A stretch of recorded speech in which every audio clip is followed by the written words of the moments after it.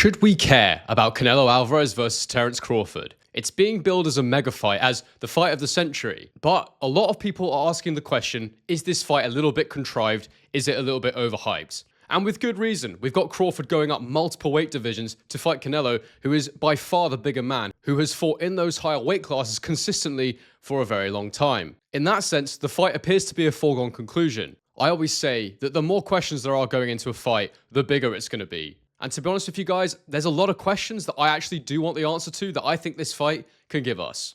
And there's a possibility that we could see something incredibly unique and special, depending on how this fight plays out. Hello everyone, and welcome back to A Guy Called Henry. I hope you're all doing extremely well. We're a few months out from the Crawford-Canelo fight. It's something that's really starting to be hyped up and talked about, and they're definitely putting a lot into the promotion for this one. So I thought this would be a great moment to stop and take a look at this one properly, and to answer the question, should we care about this fight? Because at the end of the day, you could argue it's a bit of a gimmick. You could argue it's a pure cash grab. But you could also argue that there is great risk and great reward potentially on offer in this fight. Not only that, but there's the opportunity for us to find out the answers to some questions and doubts that have regularly been leveled at both of these fighters. An opportunity to emulate and create history, and the chance for an absolutely epic clash. So in this video, I'm going to break it all down for you. Try and give you all the nuance and detail of what I basically think these two men have to offer us in this fight. You know, the context of where each man is at. And I'll leave it to you to decide if you think you should care about it or not at the end of this video, I suppose. Because at the end of the day, I think it does depend on what your priorities are as a boxing fan. Guys, before I jump in today, I'd ask that you like the video, if indeed you do like it. I always say that, but I mean it. If you like the video, please just hit that like button. It's super easy, and it's a thing you can do for me that helps to boost the channel. Get in the comments below. Let me know right now, do you care about this fight, and who do you think wins at this point, Terence Crawford or Canelo Alvarez? Do subscribe to the channel if you're new. And guys, one other thing actually, I'd love it if more of you could follow me on Instagram. It's just A Guy Called Henry. I definitely want to grow my page over there a little bit more as well, and I'll start sharing a little bit more personal content, which maybe you're interested in, or whatever you're interested in, we can invest in that. Without further ado, let's jump into this video. So to begin, we need to look at where both men are in their careers to give this fight full context, to understand why and how this fight has been made, because it does seem a little bit nonsensical. You know, why is the undisputed champion at 168 pounds fighting a belt holder from 154 pounds? It just doesn't seem like the obvious move for either man. So we'll start with Canelo Alvarez. So Canelo Alvarez, his current record is 63-2 with 39 KOs. He's never been knocked out himself. And he is now 34 years old, the Mexican superstar. It's a weird one with Canelo though, because 34 doesn't sound too old. And it isn't. But your boxing age, it's a little bit like dog years. Your boxing age is different from your biological age in that it kind of depends how long you've been doing it for. And Canelo has been a professional boxer since he was 16 years old. And actually, I heard it was 16, but as I'm looking at BoxRec right now, his first fight was actually in 2005. And he is now 34, as I said. So that means he had his pro debut 20 years ago. So 34 minus 20 is 14 years old. So I may have got that wrong, but someone let me know. Did he turn over at 14? Because if he did, that's absolutely mental, and that gives you some idea of the miles on the clock. And we always talk about it on this channel, you know, how hard it can be to transition from an amateur boxer to a pro one. But certainly when you've been pro as long as Canelo has, there's no doubting his pro style, that's for sure. And there is something to be said for having a long pro career and starting off with a low-level opposition, not really making much money, but actually developing your craft as a professional fighter, because sometimes that switch over can be really difficult. Now, Canelo's had an absolutely ridiculous career. He's a 4-division world champion. He won belts at 154, 160, 168, and 175 pounds. And he is the first ever undisputed super middleweight champion to hold all the belts in the modern era. Recently regaining that IBF title that was stripped from him from William Skull. We'll talk a little bit more about that later because that raised a few interesting questions. His most notable wins came against Miguel Cotto, Sergei Kovalev, Caleb Plant, Billy Joe Saunders, Danny Jacobs. But there's definitely some controversial ones in there as well. I'd say that the Triple G Golovkin wins are notable, but the problem is they were very controversial. The first one in particular. The second one was much, much closer, and I personally didn't really have an issue with that fight being awarded to Canelo, but I think I did score it for Triple G at the time. But the Triple G1 fight was a farce. Other controversial performances came against Erislandy Lara. And this is a narrative that we will talk about in this video, which is this idea that Canelo deals with movers in a way. How am I trying to say this? He struggles with movers, basically, is the narrative. So we will have a look at that in this video and see if there's any truth to that statement. Now, outside of the struggles came losses, and of course, he lost to Floyd Mayweather back in 2013 and Dmitry Bivol in 2022. The Mayweather fight, he was still very, very green. He was definitely not at the weight he should have been at. I believe that was fought at a catch weight of 152 pounds, but I think there were some 154-pound belts on the line there. Yeah, the WBC super welterweight title was on the line for that fight. And, you know, it's a classic one, but Canelo was absolutely schooled by Mayweather that night. And, of course, the Bivol fight, once again, you know, up at 175 pounds. There's no shame in losing to Dmitry Bivol up at 175 pounds. Although, even by Canelo's standards, you say he wasn't great that night. And seemingly that was the start of a bit of a decline for him. We will get into that in this video. Now, as it stands for Canelo, he's largely cleaned out the divisions around him. You know, he went through 160, he fought all available fighters. Went up to 168, and again, he was on that run of fighting everybody, really cleaning out the division. But as I say, since that loss to Bivol at 175 pounds, the way that he's matching himself seems to have changed considerably. And I think that's an acknowledgement that he's no longer at the peak of his powers. Where he actually is in terms of how far off his peak he is really hard to say, but we will try and answer that in this video. But to give you the list of opponents he's fought since the Bivol fight, it's been the third trilogy fight against Triple G, but Triple G was well past it in that third fight. John Ryder, Jamel Charlo, who himself actually moved up 2 weight classes from 154 pounds, similar to what Terence Crawford would be doing in this fight. He's fought Jaime Munguia, and most recently he's fought Berlanga and Skull. And to be honest with you, none of these guys had really done anything to warrant a Canelo fight, especially when David Benavidez was sniffing about in 168 pounds. And it's not incorrect to say that a few years back, I believe that Canelo would have taken on that challenge happily. But I think that he now knows he's not exactly what he was. And he also knows he gets paid similar money for fighting guys like Munguia and Berlanga that he would to fighting a David Benavidez. And so a lot of Canelo's moves later in his career have been driven by the fact that he can pick and choose who he wants to fight without losing belts, except for the IBF, obviously. And that is why we saw that fight against Skull. So he could get all the belts back together in anticipation of this being an undisputed fight. But, you know, aside from getting that IBF belt back, that fight against Skull has raised a whole raft of questions against Canelo's name now. You know, he didn't look good in there. He looked pretty slow. And I mean, Canelo's never had the quickest feet, but he really looked like he was stuck in the mud. And Skull offered nothing in the way of offense, so it's really hard to say whether or not it was just a case of Skull went in there to survive. I'll never forget, I always bring this up when I talk about runners in boxing, but I will never forget the travesty that was Malik Scott versus Luis Ortiz, when Malik Scott went in there, didn't throw a punch at any point in the fight and just moved around the ring. If you truly want to be bored to death and actually startled by how horrible a fight can be, go and watch that fight. But the reality is, if you're in there with somebody who's choosing to not engage with you or even try and compete with you, you can't look good. It's impossible. And that's led to a whole raft of conversations about whether there should be rule changes in boxing, Turki Al-Sheikh calling out runners. It's a very complicated topic, and I have some opinions about it, but we won't go there right now. But needless to say, people are now sort of questioning whether or not Canelo has slipped really too far, that his foot speed is just so slow that if he fights anybody with better foot speed than him, he's going to have serious issues. So that's where we are with Canelo right now. Now, moving on to Terence Crawford, again, a guy who has had an absolutely exceptional career, just several weight divisions lower. He's a 4-division world champion at 135, 140, and 147 pounds, and he is the first ever boxer to become undisputed in 2 different weight classes at 140 and 147. And so with Canelo winning that IBF belt back and being undisputed at 168 pounds, if he wins this fight, he will become undisputed champion in 3 different weight divisions, which would be absolutely ridiculous. An incredible achievement in the modern era where there's so many belts. And especially given he's a guy who's never really had massive commercial pulling power, it makes it all the more impressive. His notable wins have come against Errol Spence Jr., Sean Porter, Kell Brook, Amir Khan, Victor Postal, and most recently, I'm going to put Israel Madrimov in there because I do believe that that is a bit of an underrated win. Madrimov didn't look great in his last fight, but I still believe he's a very good fighter and an interesting puzzle to try and solve. And I felt stylistically, actually, going into it, he was perfect for Terence Crawford. But on the night, the way Madrimov boxed was actually pretty challenging. His record right now is he's 41-0. He's got 31 KOs, so he's never ever lost. In fact, we've never even really seen him struggle. I've definitely seen him hit in fights, but he wins most of his rounds. And even when he's losing rounds, he's really downloading information so he can take you out later in the fight. Given the guy's moved through a few different weight classes, you know, that's a very high knockout ratio. And the Errol Spence fight for me was the epitome of Terence Crawford. It was just incredible to watch. It really was. There was definitely a moment in time where we felt it was a very close fight. Of course, Errol Spence went through some horrendous things in his life, some horrific injuries, car crashes, things that probably changed him as a fighter. But nonetheless, it was an absolute domination of a fight, an absolute beatdown. But with plenty of people for Crawford to fight at 154 pounds, he's not looking to become undisputed champion, unified champion in that division.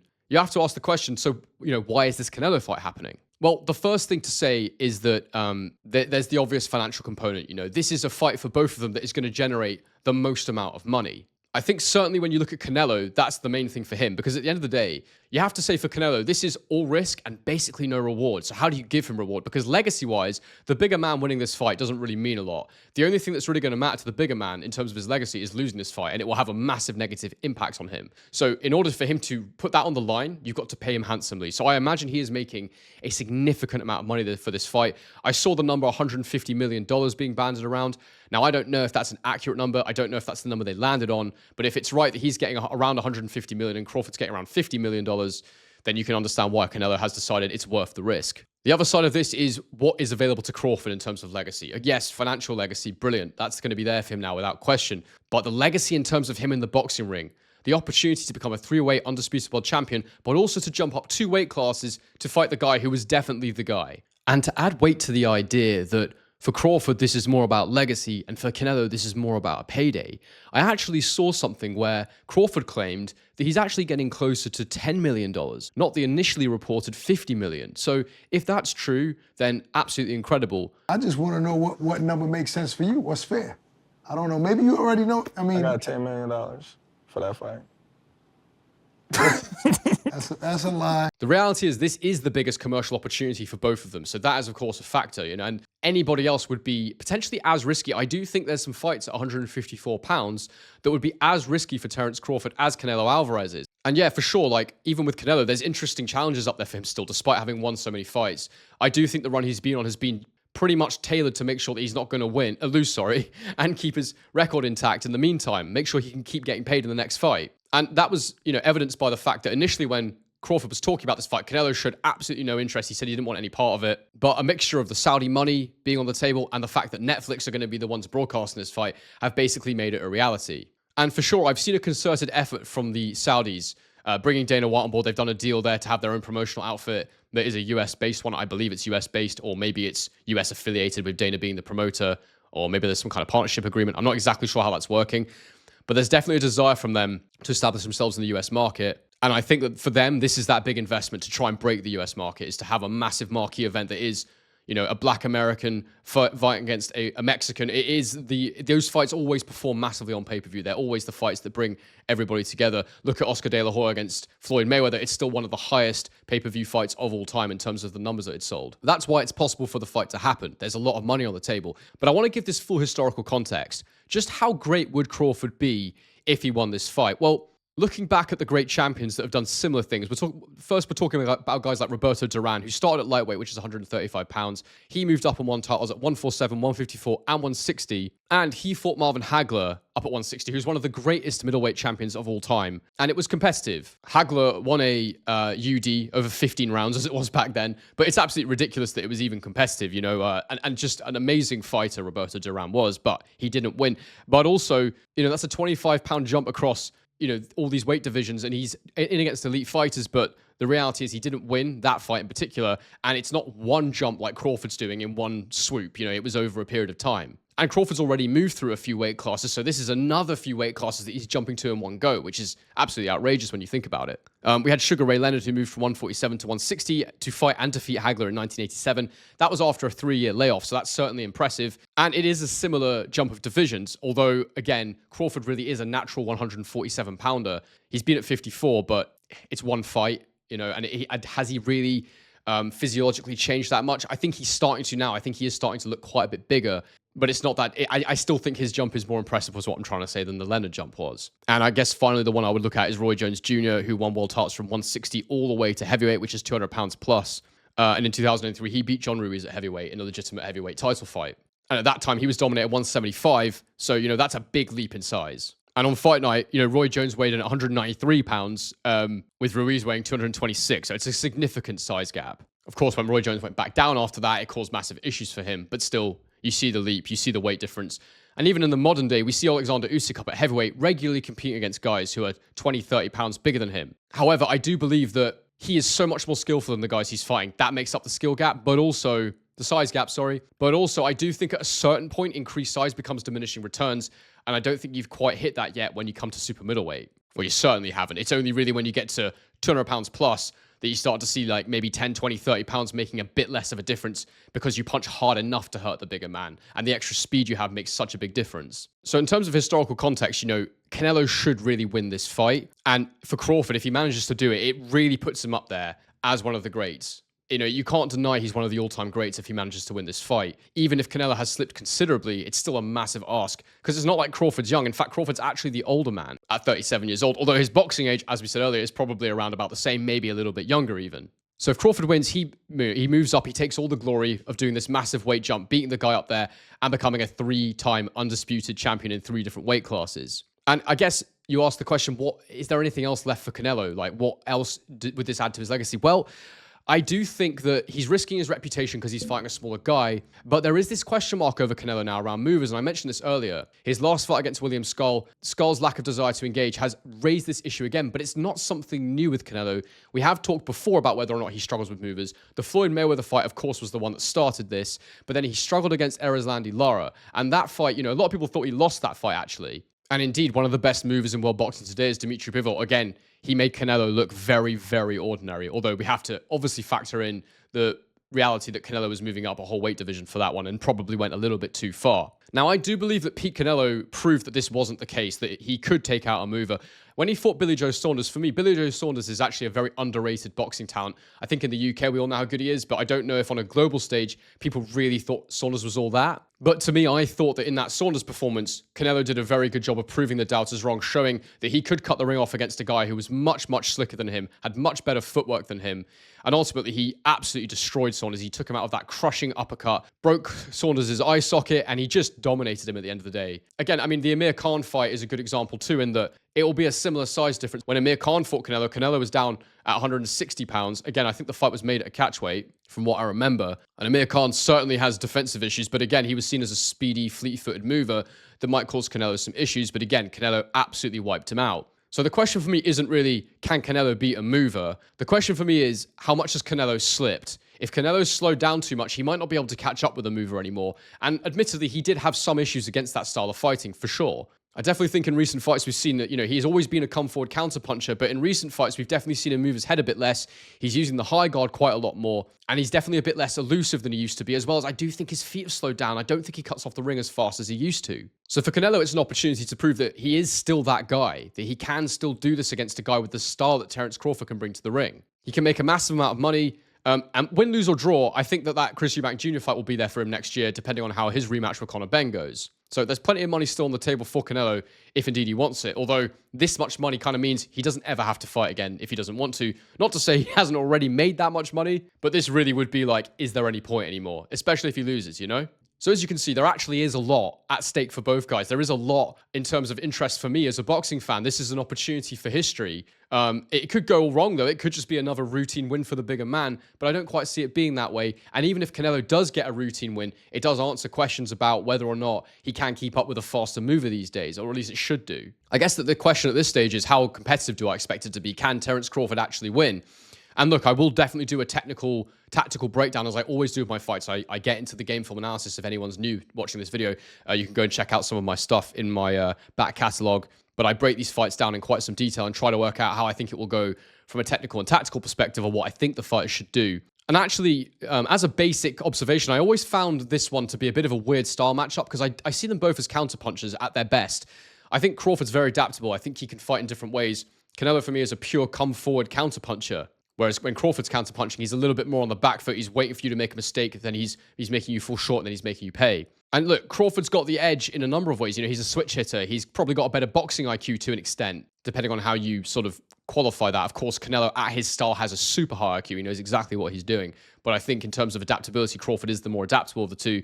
Certainly the more fleet-footed, certainly the faster. And at this point, you'd say he might even be a bit fitter than Canelo. Canelo definitely looks like he's gassed a little bit in recent fights. But, the punch power is certainly with Canelo. The punch resistance is certainly with Canelo. The strength of chin. And he has his own way of setting up shots, for sure. You know, in that come forward counter-punching style, he will set you up. He will make you pay. I think the crucial thing for Crawford in this fight is to make sure that he's the counter-puncher, that he is the one countering Canelo. And I believe that his superior foot speed may allow this to be the case. If he is the one that is consistently making Canelo fall short, who's forcing Canelo to lead off and close the gap, and that's the key terminology there. I don't think if you're Terence Crawford, you want to be leading off too much, because that is what Canelo wants you to do. He wants you to throw first so he can, you know, catch and throw. He knows if you're throwing and he's not, that you're in range. If you've touched his gloves, he knows you're in range. He knows if he throws, you're going to be there. So I think the key here is to try and get Canelo leading off for Crawford and likewise for Canelo. I think he wants Crawford to lead off. I think he wants Crawford to hold his feet, or at the very least, he wants to walk Crawford down to the ropes where he can't move around. That'll be the key for him. They're actually pretty similar size in terms of height and reach, but Canelo's been in the higher weight divisions for such a long time. He's just so much thicker and so much more powerful than Terence Crawford is.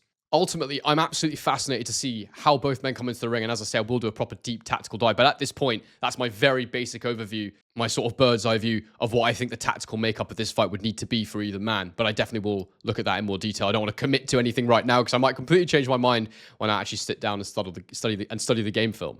So to answer the question, should we care about Canelo Alvarez versus Terence Crawford?